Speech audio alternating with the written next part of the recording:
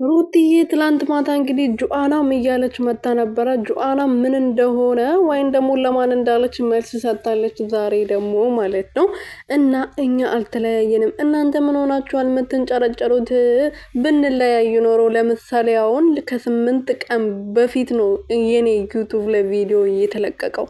ለምንድን ነው ይሄ ሁሉ እንደዚህ እየተሰደብኩ እንደዚህ እያሳቀቁኝ? ለምንድን ነው ቪዲዮን በየቀኑ የነሱ ቤት ላይ የምለቀው? ምን ሆናችሁ እናንተ? ያማቸዋል ብላለች ሩትዬ በራሷ አፍ ማለት ነው። ምክንያቱም እኔና እሱ ብንለያይ ኖሮ ለምንድነው በየቀኑ የአብርሽ ዩቱብ ላይ ቪዲዮ የሚለቀቀው? ትዝ ካላችሁ ወይም ደግሞ ከረሳችሁት ገብታችሁ የኔ ዩቱብ ዩት ከስንት ቀን በፊት ቪዲዮ እንደተለቀቀበት።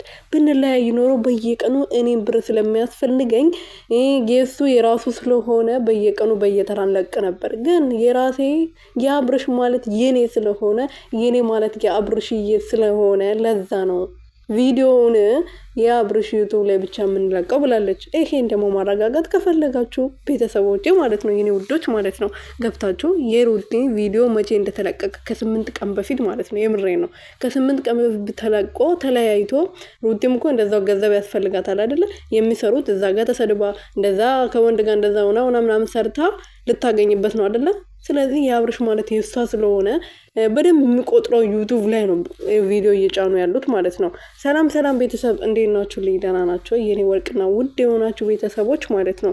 እና እኔ ደህና ነኝ፣ ፈጣሪ የተመሰገነው። በያላችሁበት ሰላማችሁ ብዝት ትርፍርፍ ይበልልኝ።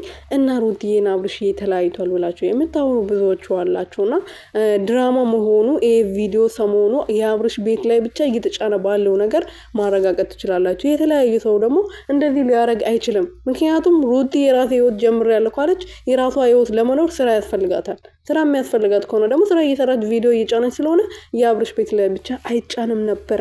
እና ድራማ መሆኑ ራሱ በዚህ ማወቅ እንችላለን ማለት ነው የኔ እንቆች።